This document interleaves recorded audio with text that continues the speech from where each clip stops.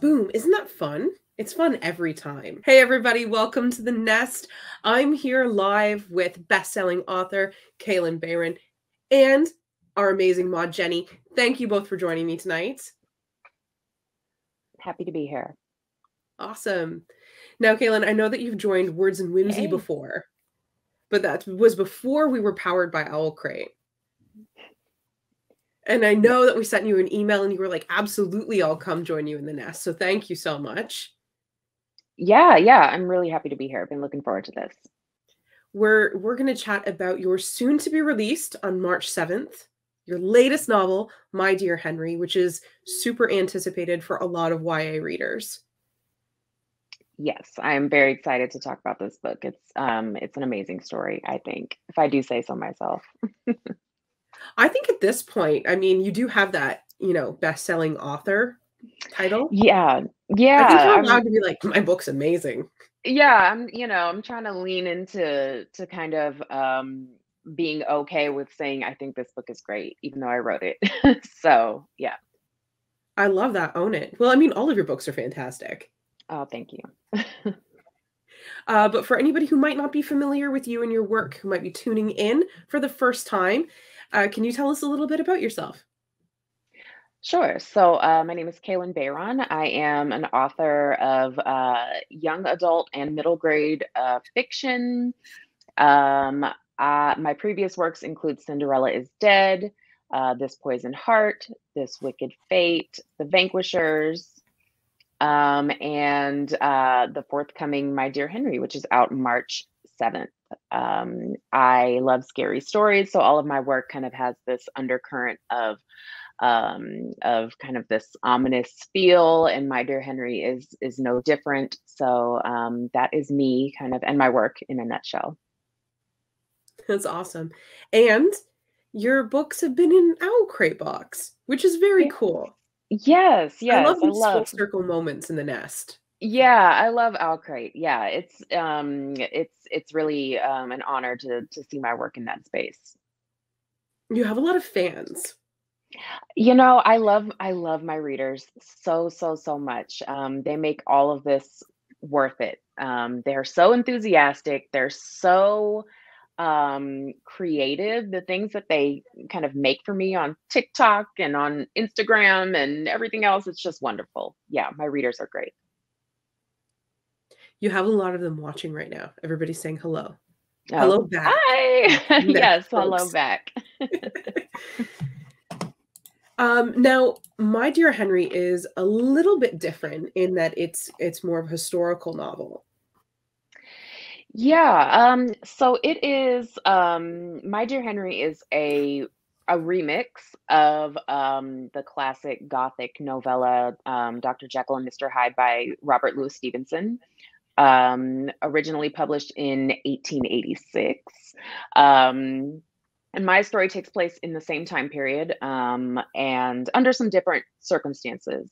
But yeah, there was a lot of research that went into this because in my version, the main characters, Gabriel Utterson and Henry Jekyll, are two young Black boys who are living in Victorian era London.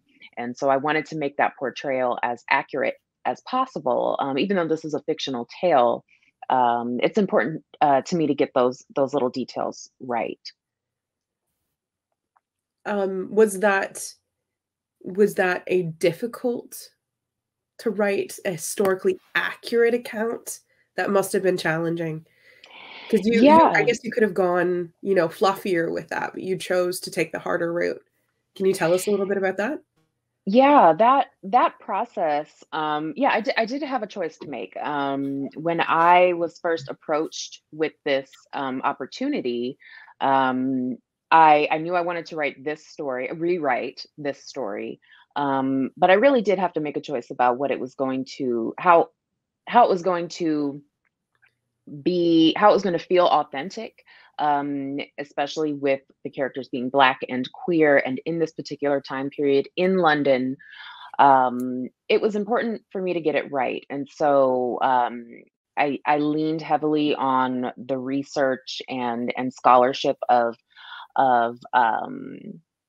of David Olusoga, who wrote Black and British. I pored over that book. Staying Power by Peter Fryer, I think it is, was another one. Black scholars mostly were who Black British scholars were who I leaned on for that kind of historically accurate take on this time period. And it was tough. It's tough because we're dealing with racism,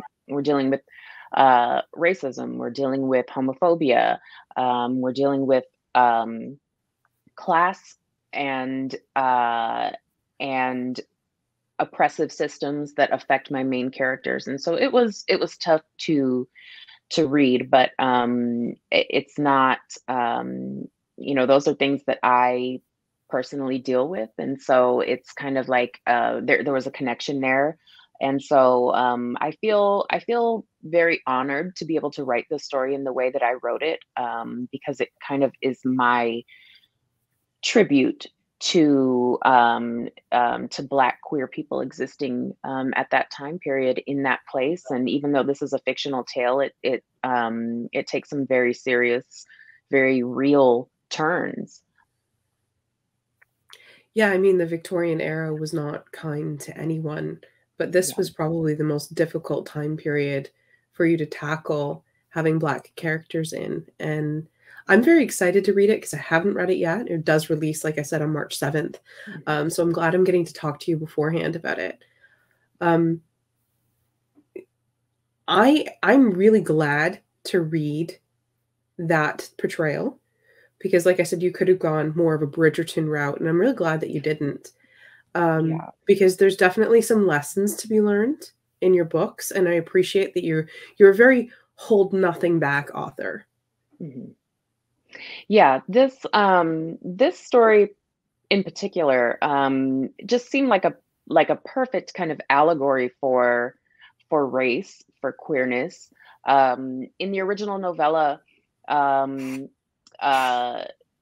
the Hyde persona is really, we see portrayals of it, like if you think of the League of Extraordinary Gentlemen, or we see Jekyll and Hyde. We often see Hyde portrayed as this monster, someone who is kind of this monstrous figure. And in the original novella, there's something about him that people find unnerving, but they can't quite put their finger on it. So it's not like he turns into this actual monster. It's more something that people just kind of sense about him, and they don't like it. And so I felt like this was a good place to work in when we're talking about queerness, when we're talking about othering of queer Black people. And it really is kind of, the story is kind of a perfect vehicle for the story that I was trying to tell. So yeah, it's and I love the original, and so I tried really hard to keep the heart of the story intact within my remix, while also kind of staying true to what an experience of a queer Black person living at this time period would have experienced. Yeah, was it difficult for you to kind of look objectively through that lens at your characters? I felt like I owed it to them to do it that way. I felt like I had to kind of I felt like I had to look at this story through their eyes, through how they would have experienced the world, because I have lived experiences that inform my decision making when it comes to how my characters deal with racism and deal with homophobia. So I wanted it to have those very real elements, but I also wanted to give my characters a chance at something more. The ending of the original novella is tragic, and it is very sad, and strange. But you know, I wanted to kind of, I still wanted to have those elements, but I wanted to try to at least provide my characters some kind of hope, that there was something else for them. And I tried really hard to do that. I can definitely tell. And Maud Leah, who wrote some of the questions here, it's one of their most anticipated books of the year. And they wanted to share with you that the dedication in My Dear Henry that you had recently shown, it's powerful, and they said it's perfect, and they cried. Leah wants to know, when did you know that you were going to dedicate this novel? So I usually think about my dedications after the writing is finished, at least after the first draft. Usually the second draft. But it's because as I'm kind of working through the process of writing these stories, I'm finding out things about myself and about my characters and about my readers as I'm going through the process. So I'm constantly thinking about who these stories are for. And a story like this really is for people who wonder if they're enough. The same way that Henry Jekyll kind of wonders if he is enough just as he is. And you know, ultimately, I hope for everyone reading that the answer is yes, and that is where that dedication kind of comes from. But I'm always kind of thinking about my readers when I'm dedicating these books. I'm trying to think of, you know, who will be most impacted by these stories. And I really think that this is a story about people who kind of feel alone, people who feel that they have to give something up of themselves in order to be happy. And so this story is for them. And so that dedication came about after, I think, the second draft of this book, when I knew exactly who it was for and who I was speaking to. Were you kind of talking to yourself as well? Is that something that, yeah, on a personal level?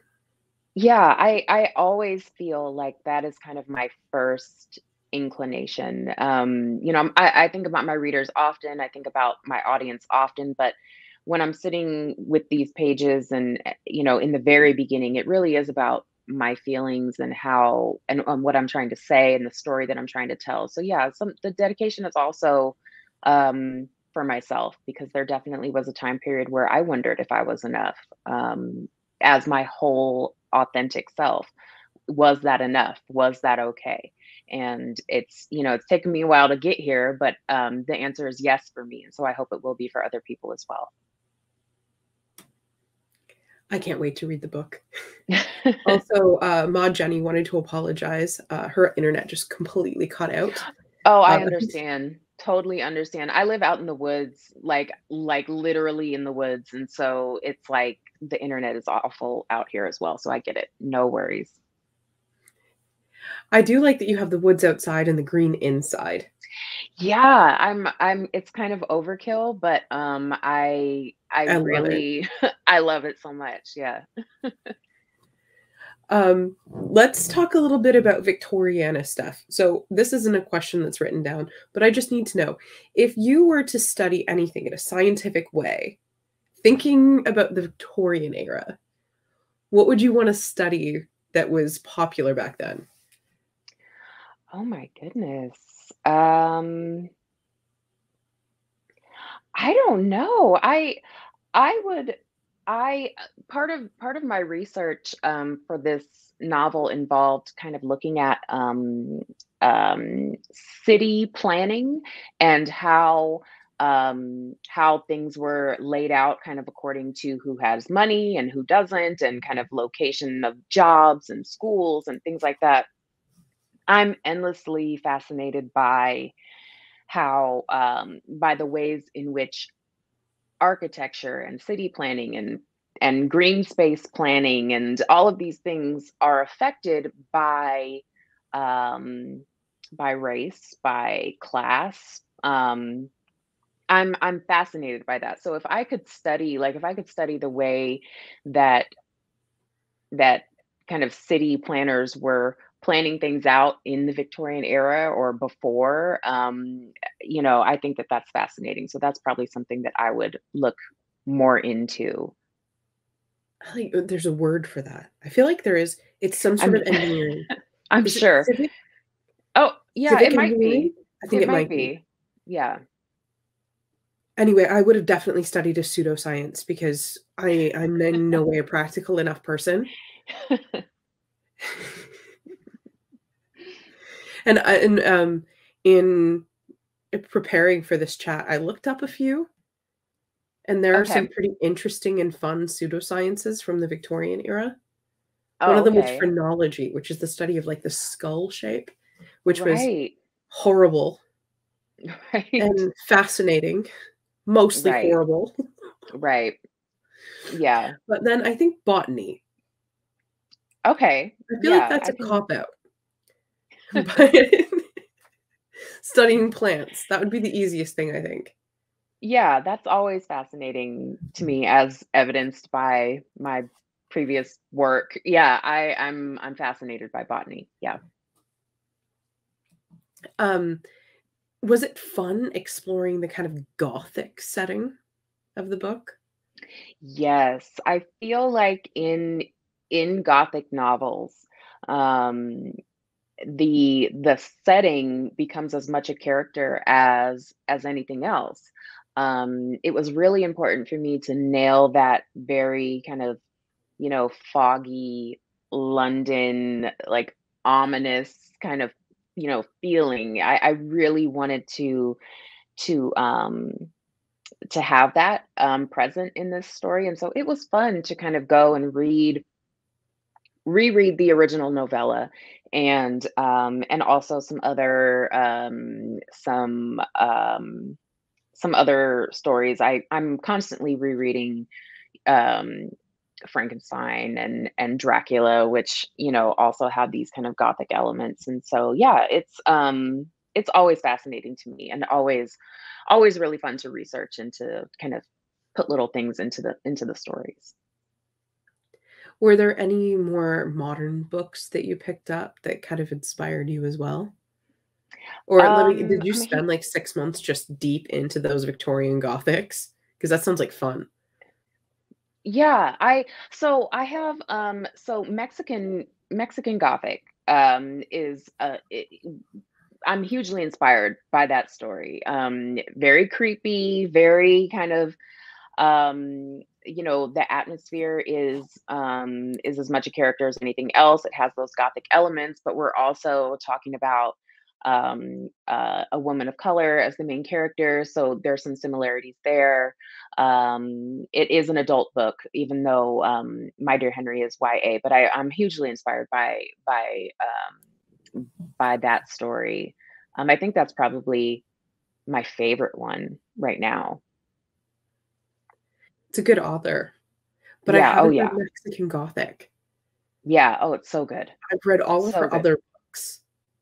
Yeah. So if and especially if you kind of are into like if botany is fascinating, Yeah, yeah, you'll probably like this as well. Yeah. in like a horrible way. Oh, in a awful terrible way. Yeah. Now, it's Sylvia Moreno Garcia, right? Hmm. Yes. Yes. Um, she also wrote this, just going wildly off topic, but I don't know whether or not you read it. I would recommend it to anybody. She wrote this amazing, like, vampire fiction set in Mexico City. I have not read it. It's on my to be read list. Yes. I love that one. Very urban fantasy. Yeah. I love Yeah. that. Yeah. And yeah, I've really, really enjoyed that one. I actually think that I buddy read it with Jenny, perhaps. And Jenny, Okay. I wish your internet was better because that was a lot of fun. Um, did you so can you tell us whether or not you re-explored the novella at all to add Easter eggs into this book? Like, are fans of the novella going to be able to find some stuff? I think so. I think so. I know the story so well. I've read it so many times that I did go back just because I enjoy reading it. But yeah, there are things that are that kind of line up with the original story, but that have some other meanings in the way that I'm telling it. But I think that anyone who's a fan of the original will recognize um, those kind of signposts in this remix. And so it's it was a challenge to kind of tell this story, and not all of the stories in the remixed classics series, because this book is number 6 in a series. um it's not all of the books stick to the originals, and they do wonderful things with the remixed titles. So for me personally, though, I leaned pretty heavily on the original tale, but I wanted so much to make it my own. So they are two stories, but I think that if you are a fan of the original, that you will find those very familiar elements in this story, and hopefully just maybe see it through a new perspective, a new set of eyes. And I think that's always kind of a fun thing to do. Kind of like with Wicked, is which, like, if you like Wizard of Oz, but you also like Wicked, it's kind of that same feeling. And I appreciate that they're called remixes versus retellings or reimaginings, because I think that that probably lends a lot more to a more deeper reimagining. You don't really have to stay as true to the story unless you really want to. I like Right. it a lot. Right. Yeah. It leaves a lot of room for the authors, for us to kind of uh, you know, go as far as we need to go, or change it as much as we need to change it. For anybody who's not familiar, what are some of the other books in the remix series? So My Dear Henry is number 6. I'm probably not gonna be able to get them all off the top of my head, but So Many Beginnings is the Little Women remix by Bethany C. Morrow. I love Help. her. I love A Song Below Oh Water. yeah. Yeah. Yeah, absolutely. It's one of my favorite reads. Self-Made Boys is also that's a Gatsby remix. Travelers Along the Way. I'm not going to be able to get all the That's other two okay. off the top, but yeah, those are some of my faves. Yeah. Well, now I need to read all of them. Yeah, oh, they're so good. They're so good. There goes my TBR. Yeah. But March is Curiosities Emporium, so a lot of those books would kind of, fit those in. Yeah. Yeah, absolutely. Forget anything else I need to read. It's not necessary. Um, with Gabriel and Henry's Black identities and queerness playing the central role in this novel, how important was it for you to show the dangers that they faced in London? And when you were researching, how accurate would these dangers be to the actual time period? Yeah, I think it was vitally important to show those types of horrors, because it just didn't feel authentic. Unfortunately, it just didn't feel. I could have wrote a story. I could have written a story that didn't include any violence, that didn't include um, any threat of violence, or any fear. Um, I could have taken that route. I chose not to, because um, part of part of the Jekyll and Hyde story is about other people's perceptions of who we are, and whether or not we're valued in their eyes. And so it was important, especially for Henry, because he is looking at himself through the eyes of Gabriel. He's looking at himself through the eyes of his father, who is incredibly tough on him. He's looking at himself through the eyes of his mother, who sees him for exactly who he is, and loves him still. And so it's it really is. I felt like I tried to add these elements in, um, without making it gratuitous. I didn't want to have these experiences come into play just for shock value or anything like that. They play um, a really important role in the development of uh, the worldview of some of these characters, and so it was important to have those in there. I think that I could have went much further. The things that that that all queer people at that time were subject to in that particular era, in that particular place, were horrific, and uh, it was I could have pushed it much, much further, and I just didn't feel like that was something I needed to do in this case. But there are depictions of violence, and there are depictions of of homophobia and racism that are accurate to the time period. So um, it's tough to read, it's tough to hear, but it is in this case, it is the truth, and so it's always a balancing act. I want to tell these stories, but I don't want to be I don't want to do things for shock value or to make people, as like a talking point. It has to be organic to the story, and it was in this case. I imagine that those were very difficult to write. And in this next question, I'm just wondering, telling this story through Gabriel's eyes was very refreshing as a twist from the original work. Can you share why you chose Gabriel as the narrator in this particular novel? Yeah, so in the original novella, the story is told through a series of letters and newspaper articles and firsthand accounts of these events. And for me, Utterson's point of view has always been fascinating. He seems the most concerned with Jekyll.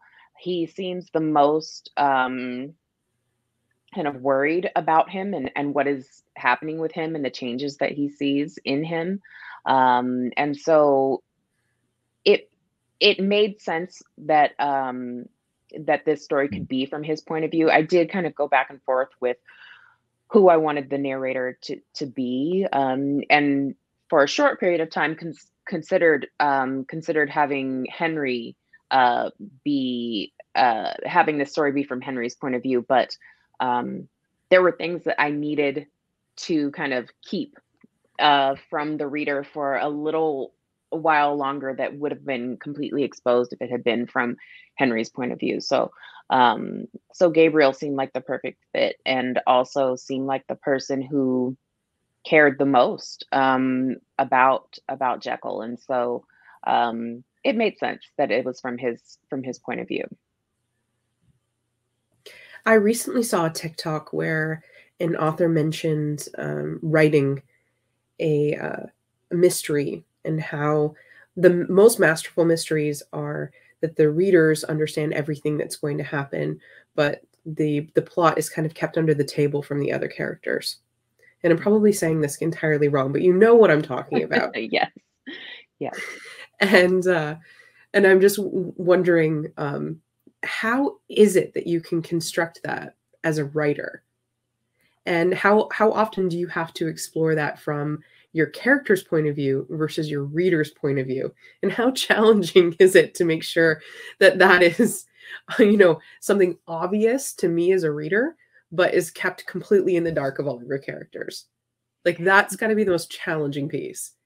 It is. It is. It's really tough to allow certain characters to know things while other characters are completely in the dark. But I think that's why I don't write a lot of stories that have multiple points of view, because I just confuse myself. Like, I just need to stick with one person's kind of head and go from there. Um, but it is a challenge. But I read a lot of mystery novels. Some like mystery novels were some of the first books that I ever read. Nancy Drew novels when I was a kid were my favorite books. And so the kind of plotting that allows the main character to kind of solve these mysteries and find these clues and put everything together at the end. Um, it feels like a very natural thing for me to do, but it does. It is a challenge to make it come across to the reader in the same way, because I, as the author, I have all the information. I know everything that everyone knows. Keeping those things separate from my characters, and in this case, allowing Gabriel to be in the dark about so many things, and then to have these things slowly revealed to him, um, was a challenge. And it's really about pacing. It really is about revealing this information in little kind of spurts throughout the novel, and then making sure that it all kind of ties up at the end. It can be a real challenge, but I think when you do it and it kind of works, it's the best feeling ever. It really is just like, okay, this makes sense at the end, which is which is the most important thing. I always wonder whether or not authors would make the best murderers. And I know that that's coming out of left field, but really, the more authors I talk to, the more I realize that the plotting is almost next level villain like. Yeah, I definitely feel very villainous sometimes as I'm writing this, and I'm thinking, okay, well, this person definitely has to die, but somebody, it's going to have to get blamed on somebody else, and this person can't know about it, and how are they going to get away with it? It feels, yeah, it feels very kind of like sinister as you're writing it and researching it. And my Google search history is just like, I'm always on like social media just saying like, haha, my Google search history is a mess, just so that people know that like I am a writer, and the reason I'm Googling how long it takes a body to decompose is because I am writing a story that happens to deal with that, and not because I'm an actual serial killer. I Yeah. don't know. It seems like the perfect alibi. It really does. Now that I just like say it out loud, yeah, it really does sound like the perfect cover. It's very Stephen King, but it's true. Yeah. Then again, if the news ever came out that Stephen King had like offed someone, I'd be like, I'm not that surprised. Yeah, like that tracks. Yeah. Anyone casually listening to this as they're like cleaning their home is just going to be like, wait, what? Yeah. Um, without giving away what Leah has described as a heart-wrenching twist, thanks for that, by the way. I can feel the tears from here. That sheds light on an unfortunately still prevalent topic in the US and around the world. How do you hope readers help and continue to educate themselves on Black queer issues after reading My Dear Henry? Specifically, without asking you to do the work for me, what can we as a community do? Yeah. Put that work on us. Yeah, I I think that the dialogue is important. I think it's important to have these conversations openly and in this kind of public space, so that we can, so much of this is done kind of behind closed doors and in quiet, and so it's important, vitally important, to have these conversations about queerness, about Blackness, especially when we're talking about books, because book banning and book challenges have been on the rise, and my work has gotten caught up in those book bans and challenges, and so it's important to have these conversations. It's important to, I don't know, to stress that if this isn't for you, if it's not something you're into, that you just don't have to read it, and that's totally fine. Uh, but there are people who find value in these stories. All kinds of people find value in these stories, and uh, their need for these stories outweighs anything else in my mind, especially for the people who I share this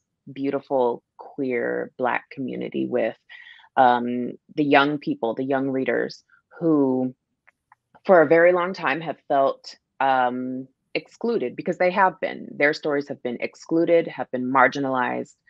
They need these stories. They need all kinds of queer stories. They need all kinds of stories about, with Black main characters by Black authors. Um, it's so important. And so the biggest thing that anyone can do is to talk about these things openly, to support the work of queer Black authors, to support our queer youth, and to get involved, especially at a local level, because especially when we're talking about book bans and book challenges, these are happening at the kind of school board level. It's important to be involved, if you can be, to support these stories like mine. And yeah, I mean, I there's so much more that I can say about that, but that is kind of the basis of it, is just the support needs to be there, it needs to be loud, it needs to be unequivocal. So stand with us. We need your allyship. It's important. And from my point of view, buy books by Yes. BIPOC authors. Yes, because there is kind of there's kind of this thought that these books are sometimes not as important, or not as visible. And so yes, support us, support these works, and buy books, and buy them for the people that you care about, and buy them for yourself, and yeah, that's important too. Also, part of me knowing if I was an author and my book had been on a banned list, I'd be like, I've made it. So as Yeah, horrible as it is, you've got to be like, good, because you're hitting yeah. somewhere. What it says to me is that people, even people who are challenging these stories, understand the power of storytelling. They understand the power that these stories have. They are most afraid that a young kid is going to pick up a book, and find themselves in those pages, and maybe realize that they are not the problem at all. It is the people who are banning these books and putting out these challenges that are the problem. That's a scary thing. But my readers are they're the fact that they need to be seen, they deserve to be seen in the pages of these stories, is what is most important to me. Same. And the takeaway from that is read books and stand up to systems of oppression. Yes. Yes. Every day. Just have a coffee first. Yes. Let's talk about something a little bit more fun, because I do a lot of the creative stuff and I love this cover. I love the cover with the smoke and the dark green. And I feel like you maybe had something to do with the dark green, because green seems to be your favorite color. Like Yeah. mine. Yeah. Tell me about that, because it is glorious. Yeah, I'm fortunate that I get to have some input in that cover process, but it really is great to see such a good personification of one of my characters, and kind of the ambiance of it with the candles and the smoke. I feel like it really draws people in.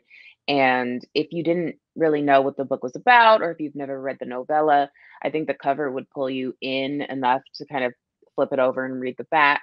And that's always a really wonderful thing. And I really adore the cover, and I just wanted it to be scary, but in a very kind of subtle way. I wanted it to really embody that sense of gothic horror.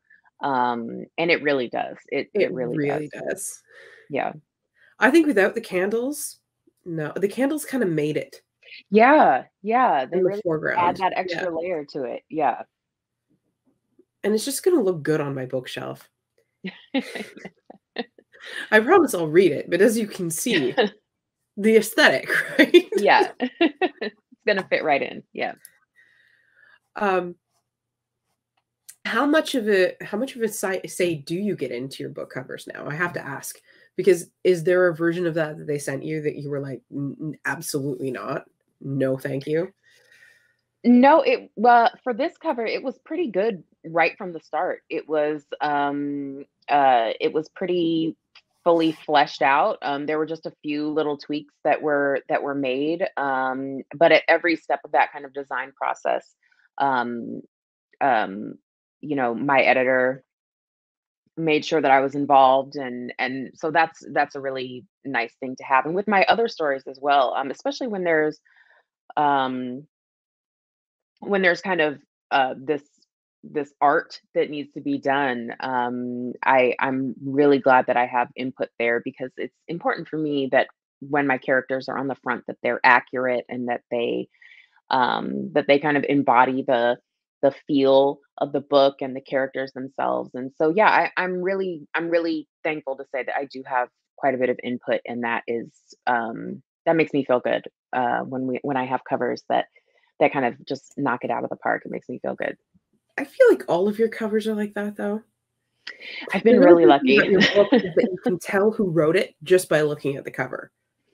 Yeah, I've been very fortunate. I feel like I agree. I feel like the covers have been just fabulous, and that is all thanks to the amazing artists that put so much time and effort into the covers, because I can't draw to save my life. So I'm in awe of people who have that much talent.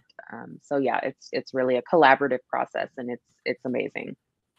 And I can't draw people like that. Yeah. I'm always in awe of folks who are able to draw people, because I'm like, can't do that.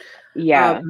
And I was just gonna say, we still have copies of This Poison Heart, the OwlCrate edition, which I totally believe is signed by you. Yeah. So I know that we always have folks who ask, where can I get signed books? As it turns out, you can get this one from us. But from My Dear Henry, is there any place that we can get signed copies of that book? Yeah, there are.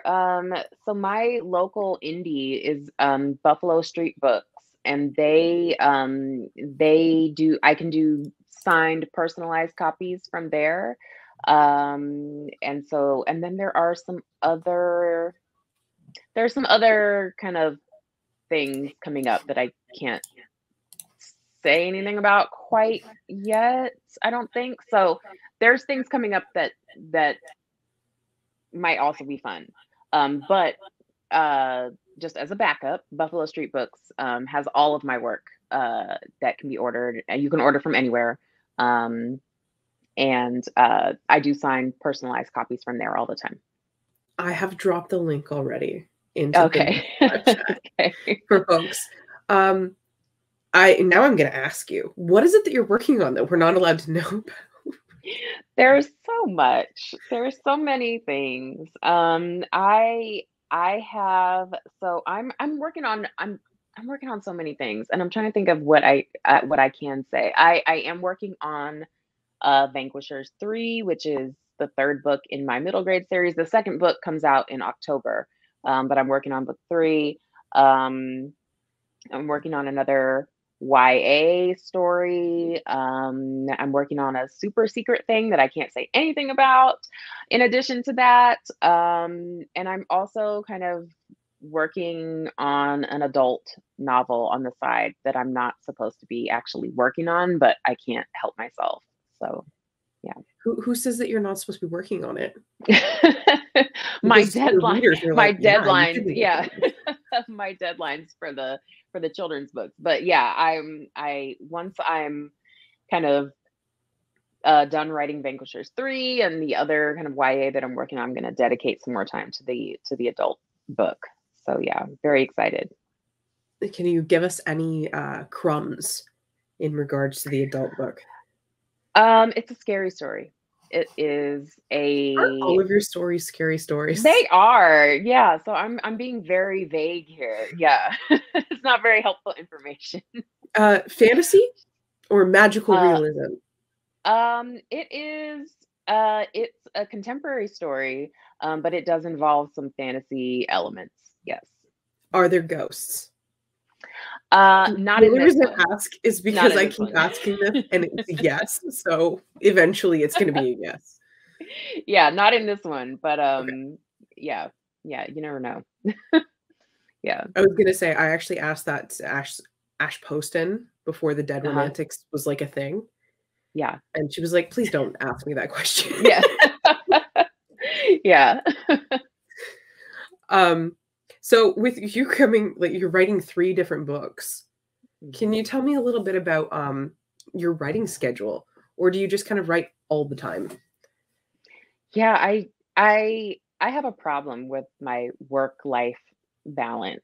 That's Same, number it's one. fine. It's called passion. Yeah, it's I there's so many stories to tell, and I just want to tell them all. But yeah, I my writing schedule right now is, I try to kind of, depending on when things are due, put everything on a calendar, and I try to dedicate specific blocks of time to just one story. But when things kind of back up and deadlines change for whatever reason, or I had to put things off for like a month because I got COVID. It's, I have to be more flexible, and so I'm writing, um you know 2 3 different things all at the same time right now. But it's basically, if I can sit down and I can get, some words in each story every day, things kind of work out. They work out. But yeah, a lot of coffee, um, a lot of late night sessions. But yeah. Speaking about your prolific writing, your slasher coming out in June, your YA slasher, You're Not Supposed to Die Tonight. Can you tell us a Yeah. little bit about that, or no? No, I can. I actually have it here, and this is the cover. So cool.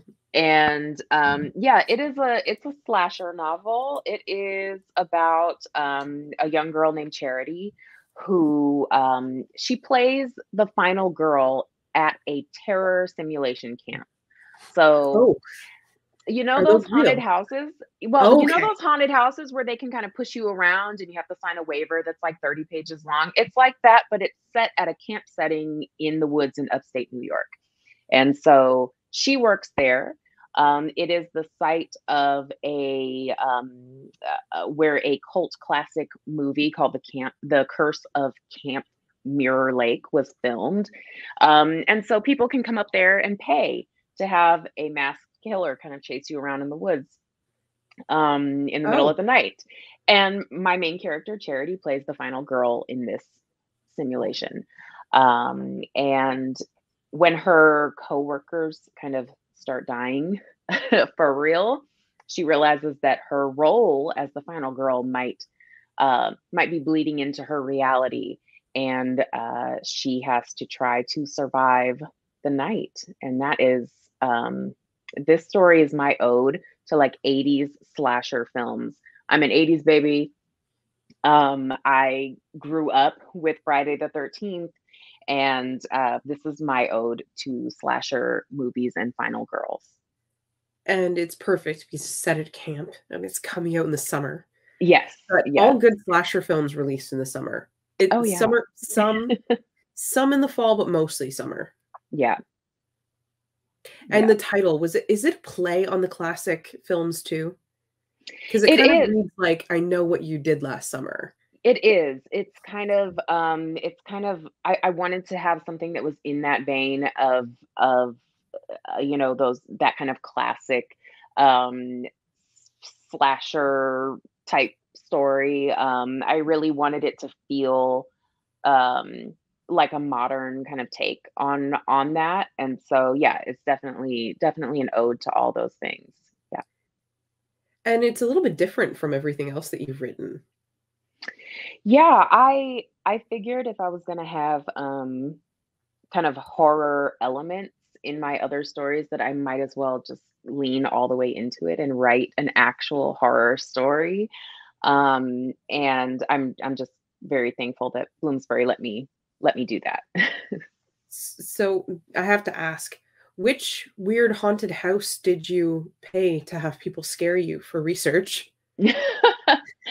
I will never set foot in a in one of those places, but it's just, you know, there's this place, and I'm gonna mispronounce it, but it's called like the McNamee haunted house or something like that. And they've had all kinds of complaints, and they really do like treat you like you are, like they're gonna slice you up, and it's horrifying.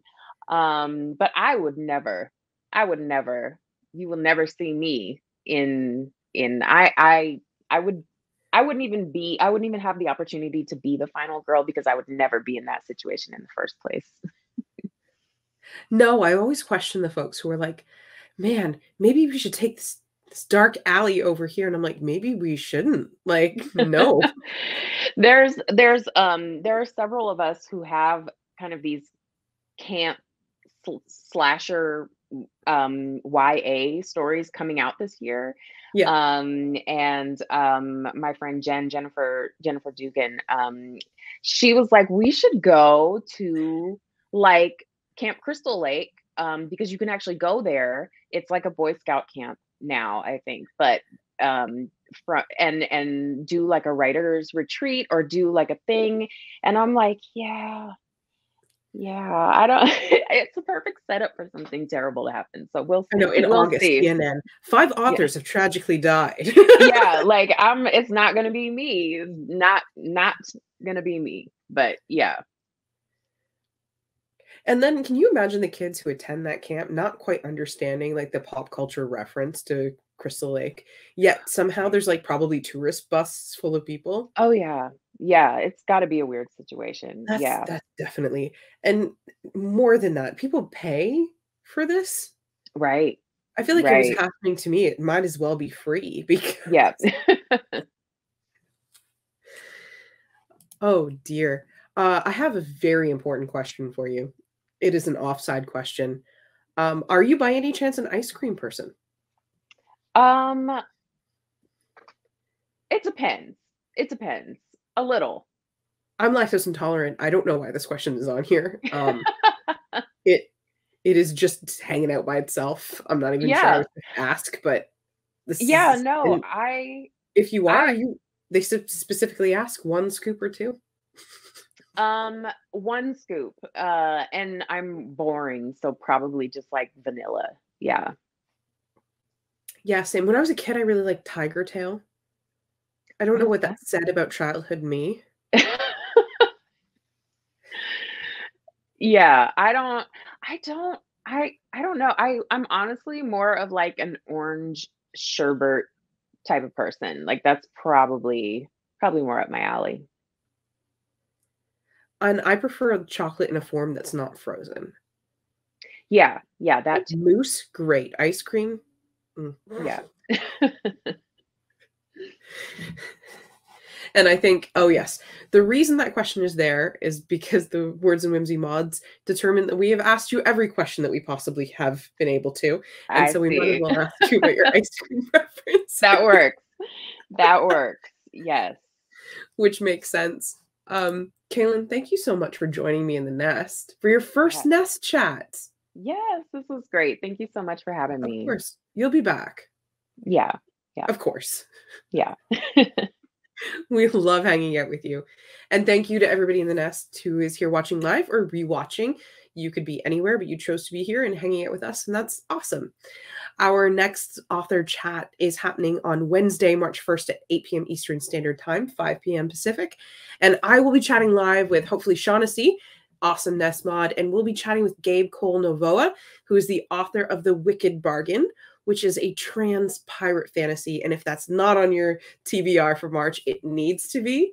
And then after that, I'm actually going to go live with my bosses, Sil and Karina. I think you guys know who Karina is, on the 3rd of March. And we're going to be spilling some pretty epic OwlCrate secrets. They're not secrets anymore. We're just going to tell you what's up and what we're working on in 2023. So we hope that you stick around for that. And I hope everybody has a great night and an excellent weekend. Thank you.